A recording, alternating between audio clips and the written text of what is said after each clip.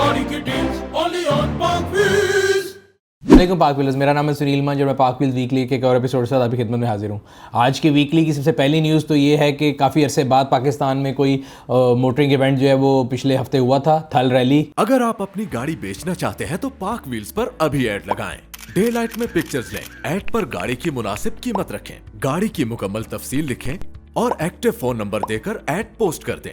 Quick offer के लिए अपना ऐड फीचर करवाएं और 40 लाख जेन्युइन खरीदारों तक रसाई हासिल करें। गवर्नमेंट ऑफ पंजाब ने कराई थी और कोविड-19 की वजह से काफ़ी अरसे से इवेंट्स नहीं हो रहे थे। और मैं भी हमेशा आप लोगों को कहता आ रहा हूँ कि कोविड-19 जो है एक बड़ी ख़तरनाक बीमारी है, पूरी दुनिया में कोरोना वायरस फैला हुआ है और अब कई मुल्कों में उसकी थर्ड और सेकंड वेव चल रही है। अल्हम्दुलिल्लाह अल्लाह मियाँ ने बहुत हमारे ऊपर करम किया था। पहली वेव जो है जिस तरह दुनिया में आई थी, हमारे पास नंबर्स बहुत कम थे, बट थोड़ी सी लापरवाही हम लोगों की है और थोड़ा सा बीमारी जो है उसकी ज़ोर में भी इजाफा हो गया था और सेकंड वेव जो है वो फिर से आ गई है और बीमारी फिर बढ़ रही है। तो मैं आप लोगों से सबसे रिक्वेस्ट करूंगा कि आप लोग भी जो है उसका ख्याल करें, सोशल डिस्टेंसिंग का और SOPs पे अमल करें।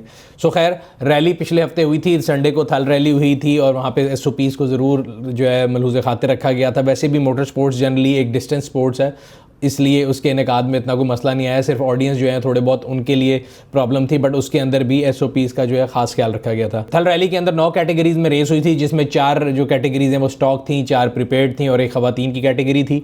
सो सबसे शॉर्ट आफ्टर कैटेगरी जो है वो प्रीपेड A होती है। उसमें साहबजादा सुल्तान मोहम्मद अली साहब जो हैं उन्होंने जो है टॉप पोजीशन हासिल की है। आसिफ फजल चौधरी सेकंड आए हैं और फैसल शादी खेल थर्ड आए हैं। इन तीनों के जो रैली गैरेज टूर्स हैं उनका मैं लिंक यहाँ पे लगा दूंगा। हम लोगों ने ऑलरेडी इनके जो गैरेज हैं उनको कवर भी किया हुआ है और आप लोगों के साथ उनकी वीडियो शेयर भी की हुई है। तो हमारी तरफ से बहुत बहुत मुबारक हो तमाम जीतने वालों को। इसके अलावा तमाम कैटेगरीज के जो विनर हैं उनको अगर आप पढ़ना चाहते हैं तो हम लोगों ने ब्लॉग के ऊपर पूरा आर्टिकल लिख दिया, आप पढ़ सकते हैं। मैं हमेशा कहता हूँ कि रैली के अंदर जाने वाला हर जो रैली ड्राइवर है वो मुबारकबाद का मुस्तहिक है, बिकॉज आप तमाम लोग टाइम निकाल के अपने जो है ना इस पैशन को दुनिया के लिए, पाकिस्तानियों के लिए शेयर करते हैं और कोशिश करते हैं कि हम पाकिस्तान का नाम दुनिया में रोशन करें। आने वाले कई महीनों में अगले जो भी रैली आएगी हम लोग कोशिश करेंगे कि आपको उसके बारे में भी इंफॉर्मेशन देते रहें। अगली न्यूज़ की तरफ चलते हैं। मैं आप लोगों को हमेशा बताता रहता हूँ कि पाकिस्तान में कौन सी गाड़ियाँ आने वाली हैं और हम लोग कोशिश करते हैं कि आपके लिए उनकी डिटेल इन्फॉर्मेशन भी लेकर आएँ और आपसे शेयर करते रहें कि कौन कौन सी गाड़ी आ रही है। सो पिछले वीकली में मैंने आपको बताया था कि MG जो है मॉरिस गैरेज वो पाकिस्तान में आ चुके हैं और उन्होंने काफ़ी गाड़ियाँ बुक की हैं, जिसके बारे में गलत नंबर के बारे में भी लोगों ने गैर जिम्मेदाराना तौर पे काफ़ी जो है लिखा भी, बात भी की। सिमिलरली मैं भी देख रहा था कि एक रिव्यू बनाने की दौड़ है जो कि जी पहले से पहले गाड़ी की तस्वीर लो, वीडियो लो और रिव्यू बना दो। मैं फिर आपको बताता चलूँ, मैं किसी पहले से पहले की दौड़ में शामिल नहीं हूँ। जब तक मैं गाड़ी को एक्सपीरियंस नहीं करूँगा मैं आपको कोई वर्ड नहीं दूंगा। काफ़ी लोग हमारे सोशल मीडिया पे भी मैसेज करते हैं, इंस्टाग्राम, हर जगह मैसेज आ रहे हैं कि जी आप बताएं स्पोर्टेज लें, 200 लें या MG HS लें। सो जिन दोनों का रिव्यू मैंने किया हुआ वो पाक व्हील्स के चैनल के ऊपर लाइव है और MG HS का जब रिव्यू करूँगा तभी मैं आप लोगों को कोई मशवरा दे सकता हूँ। उससे पहले मेरे से सवाल पूछेंगे तो जवाब अगर मैं दो भी देता तो गलत होता, बिकॉज मैंने उसको एक्सपीरियंस नहीं किया था।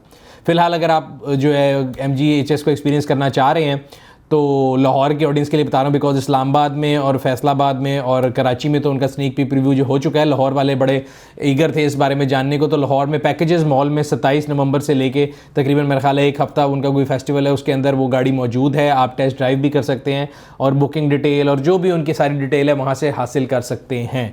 पाक व्हील इंशाल्लाह ताला आपके लिए ज़िम्मेदाराना तौर पे हम रिव्यू ज़रूर लेके आएंगे, बट जो ही मुझे गाड़ी जो है मेरे पास होगी मैं उसको चलाऊंगा, एक्सपीरियंस करूंगा, तभी मैं उसका रिव्यू लेके आऊँगा। और MG जो EV है उसका रिव्यू मैं इंशाल्लाह जल्द बनाऊंगा और वो भी आपसे शेयर कर लूँगा। इसके अलावा अगर हम अगली न्यूज़ पे चलें, अपकमिंग कार्स के बारे में बात हो रही है तो टोयोटा क्रॉस के बारे में मैंने आपको बताया था। अली जमाली साहब का इंटरव्यू हमने किया था एक्सक्लूसिव और उसमें हमने आपको बताया था कि उन्होंने डिटेल बताई थी कि एक इंपोर्टेड CBU होगा, हाइब्रिड गाड़ी है 1800 cc और तकरीबन उसकी प्राइस 8.5 मिलियन होगी। तो उसका जो ऑफिशियल ब्रोशर है वो आउट हो चुका है और उसके जो स्पेक्स हैं वो भी रिवील कर दिए गए हैं। अगर आप उसके बारे में भी इंटरेस्टेड हैं तो आप हमारे ब्लॉग को पढ़ सकते हैं, लिंक नीचे लगा दिया गया है। अगली गाड़ी जो कि मैं न्यूज़ बताने जा रहा हूँ ऑटो इंडस्ट्री की, काफ़ी अरसे से हम सुनते आ रहे हैं, प्रोटॉन X70। और ये अलहाज ग्रुप जो है जिन्होंने FAW कार्स भी लेके आए थे, उन्हीं की प्रोडक्ट है। बड़े अरसे से इसके बारे में सुन रहे थे कि आ रही है। मेरा ख्याल है तकरीबन मुझे सुनते हुए साल से ऊपर हो चुका है। अब एक फ़ाइनल डेट आई है, सुना है कि दिसंबर जो है 3-4 दिसंबर को है। उस गाड़ी के CBU यूनिट जो है वो मंगाए जा रहे हैं मलेशिया से। 3 किस्म के ट्रिम्स हैं, उसमें 2 व्हील ड्राइव एग्जेक्टिव है, प्रीमियम 2 व्हील ड्राइव है और प्रीमियम ऑल व्हील ड्राइव है। बाकी अगर आप इसके बारे में डिटेल पढ़ना चाहते हैं तो अगेन आप ब्लॉग के ऊपर जाके लिंक के ऊपर क्लिक करके उसको पढ़ सकते हैं। इसी तरह मैंने देखा था कि हम लोगों ने आपको बताया था कि किया जो है पाकिस्तान में सोरेंटो नाम की एक जो है SUV लेके आ रहा है, और उस 7 सीटर SUV होगी with panoramic roof, 3.5 litre V6 engine. और उसके बारे में भी हमने आपको बताया था कि दुनिया में उसकी 4th जनरेशन चल रही है, पाकिस्तान में उसकी 3rd जनरेशन चल रही है, और अभी एक गाड़ियों का काफ़िला उन्होंने निकाला है पूरे पाकिस्तान के अंदर जो घूम रहा है। I think it's kind of a marketing activity कि वो बताना चाह रहे हैं कि गाड़ियाँ कौन कौन सी हैं। तो उसमें किया सेरांटो है, किया सेराटो है और एक किया स्टिंगर है। तो हमारे लोग हमसे पूछते रहते हैं अक्सर कि जी ये तमाम गाड़ियाँ पाकिस्तान में आ रही हैं या इनमें से कुछ आ रही हैं। सो मेरी इन्फॉर्मेशन के मुताबिक अभी तक जो पाकिस्तान में आने वाली इनमें से गाड़ी है वो किया सेरांटो ही है, और वो जो गाड़ी अभी पाकिस्तान की सड़कों पर फिर रही है वही 3rd जनरेशन गाड़ी पाकिस्तान में आएगी, विद द डिफरेंस जो गाड़ी फिर रही है वो लेफ्ट हैंड ड्राइव है, पाकिस्तान में राइट हैंड आएगी। बाकी दोनों गाड़ियाँ स्टिंगर या सेराटो जो हैं उनके बारे में अभी मेरे पास ऐसा सच कोई इन्फॉर्मेशन नहीं जो मैं आपको कंफर्म करूँ, बट यस किया सेरांटो जो है वो पाकिस्तान में ज़रूर आने वाली है। मेरा ख्याल है अगले आने वाले 1-2 महीनों में आपको वो गाड़ी लॉन्च होकर सड़कों पे नज़र आएगी। उसकी प्राइस पॉइंट के बारे में लोगों का सवाल होता है। मेरा एक आइडिया है कि उसकी प्राइस जो है तकरीबन कहीं ना कहीं 7.5 और 8 मिलियन के दरमियान होगी, बिकॉज़ अगर वो उसको उससे ऊपर प्राइस करेंगे तो वो फिर फॉर्च्यूनर से कम्पीट उस तरह से नहीं कर सकती। ये मेरा एनालिसिस है, बाकी प्राइसिंग कंपनी का एक पर्सनल मैटर है, मैं उसके अंदर कुछ कह नहीं सकता, मेरा एक आइडिया है, सो मैं आपसे शेयर कर रहा हूँ। इसी तरह अगर हम बात करें मोटरसाइकिल्स की मार्केट की, तो पाकिस्तान में मोटरसाइकिल्स की मार्केट में भी 2-3 न्यूज़ आई हैं पिछले हफ्ते में। जिस तरह BMW जो ऑफिशियली जो बाइक्स के शोरूम पाकिस्तान में लॉन्च कर रहा है उसके बारे में काफ़ी जगह हमने देखा। So that news is confirm, वो पाकिस्तान में 0 मीटर बाइक्स जो हैं वो ज़रूर लेके आ रहे हैं, और उसके बारे में जो मज़ीद इन्फॉर्मेशन मिलेगी आपसे शेयर करेंगे। इसी तरह अप्रीलिया की एक बाइक है, अप्रीलिया 660। सो रावी मोटर्स ने पहले इसको लॉन्च किया था, वो इटालियन बाइक है, उसको दोबारा वो रीलॉन्च कर रहे हैं अप्रीलिया 660 को। उसकी बुकिंग डिटेल, उसकी प्राइस अगेन आप पढ़ सकते हैं, और वो ब्लॉग भी लाइव है। आखिर में ऑटो इंडस्ट्री के बारे में एक आर्टिकल है जो मैं पढ़ रहा था कि पाकिस्तान की जो ऑटो इंडस्ट्री है, किसी ने एक सर्वे किया है, उन्होंने कहा कि जी पाकिस्तान की ऑटो इंडस्ट्री की जो ग्रोथ है वो अगले साल 60% ग्रोथ देखी जा रही है और 2 लाख यूनिट क्रॉस कर लेंगे। मेरे ख्याल से मैं काफ़ी अर्से से बताता आ रहा हूँ कि पाकिस्तान की जो ऑटो इंडस्ट्री है अगला साल उस लिहाज से बड़ा जो है इवेंटफुल होगा इंशाल्लाह ताला, अल्लाह खैर रखे, बिकॉज आपकी जो ऑटो इंडस्ट्री जो ऑटो पॉलिसी 2016 थी उसका जो बेनिफिट है वो अगले साल के जून तक जो आप लॉन्च करती हैं ना कंपनियां गाड़ियां, उस पर वो ले सकते हैं। सो अगले साल जून तक काफ़ी गाड़ियां हमें मार्केट में नजर आएंगी, और हम लोग कोशिश करते रहते हैं कि आपसे गाहे बगाए शेयर करते रहें। अगला जो सेगमेंट में कवर करने जा रहा हूँ वो हमारे KP के ऑडियंसेस के लिए। हम लोग एक सर्वे कर रहे हैं, और अगर आप KP के साथ ताल्लुक़ रखते हैं तो ये सर्वे आप लोगों के लिए है, ज़रूर फिल कीजिए। इसका लिंक मैं नीचे लगा दूंगा। और एक बहुत छोटा सा क्वेश्चन एयर है, हम अपनी एक इंटरनल एक स्टडी कर रहे हैं उसके लिए, तो आपकी जो ये फीडबैक है हमारे लिए बड़ी हेल्पफुल होगी। सो जितनी KP की ऑडियंस है हमें देख रही है, इस वीकली को देख रही है, again you are part of PakWheels family, and I expect कि आप लोग ये इसको जल्द से जल्द फिल करेंगे ताकि हम इस सर्वे का रिजल्ट भी आप लोगों के लिए सामने लेकर आते रहें। अब अगर हम स्पॉन्सर के मैसेज की तरफ चलें तो स्पॉन्सर ने मैसेज ये भेजा है कि पाक व्हील्स के ऊपर जो है ब्लेस फ्राइडे सेल लगी हुई है, और अगर आप पाक व्हील्स ऑटो स्टोर पर जाएंगे तो 60% तक काफ़ी प्रोडक्ट के ऊपर ऑफ है, और आप काफ़ी ऐसी प्रोडक्ट्स हैं जो कि ख़ास तौर पे भी विंटर्स आ रहा है उससे रिलेटेड काफ़ी प्रोडक्ट है। मैंने भी रिसेंटली आपको पिछले 2 वीकलीज़ में बताया था कि एक जंप स्टार्टर किट थी या एक टेबल था जो आप अगर पिकनिक पर जा रहे हैं या शहर से बाहर जाते हैं तो आप इस्तेमाल कर सकते हैं।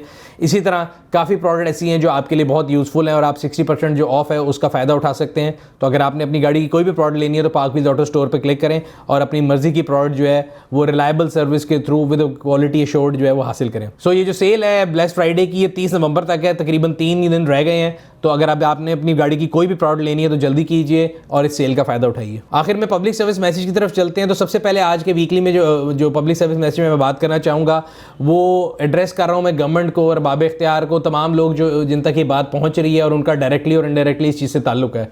हमारे मुल्क में तरक्की का जाल बिछ रहा है, CPEC आ रहा है, सड़कें बन रही हैं, बहुत अच्छी बात है, मैं हमेशा बताता हूँ और मैं अप्रिशिएट भी करता हूँ कि हम लाहौर से कराची ट्रैवल करते हैं, बाय रोड इस्लामाबाद जाते हैं, पेशावर जाते हैं, सरगोदा जाते हैं, कहीं भी जाते हैं, पूरे पाकिस्तान में हम बाय रोड ट्रैवल करते हैं और रोड नेटवर्क बहुत बेहतर होता आ रहा है। और जब भी किसी ने ये काम किया हमने हमेशा उसको अप्रिशिएट किया है। बट जनरली मैं देख रहा हूँ कि अब जो है ना जो इफेक्टिव काम है उस पर जोर कम है, और जो उसमें एक है ना कंज्यूमर साइड जो है वो मिसिंग है। कंज्यूमर साइड ऐसे है कि मैं और आप जितने पाकिस्तानी हैं हम तमाम वो लोग कंज्यूमर हैं जो कि गवर्नमेंट को टैक्स देते हैं इन सड़कों को इस्तेमाल करने का। इन सड़कों के ऊपर जितनी सहूलियात देनी चाहिए गवर्नमेंट को वो नहीं देती। सबसे पहले अगर हम बात करें लाहौर इस्लामाबाद मोटरवे की तो उस पर एक, हालांकि सबसे पुरानी मोटरवे 1997 से तकरीबन 23 साल हो चुके हैं, बट एक कसीर फुकदान है वहाँ पर सर्विसेज का, वहाँ पे जो मेंटेनेंस सर्विसेज उसका मैंने पहले भी एक दफ़ा बताया था, मेरे अपने साथ भी 2-3 दफ़ा वाक़या हुआ कि अगर आप गाड़ी के ऊपर ठंडा करने के लिए पानी मारना चाहते हैं उसकी इजाज़त नहीं है, मोटरवे पूरी के ऊपर कहीं बैटरीज अवेलेबल नहीं है, कोई ऐसी वर्कशॉप नहीं है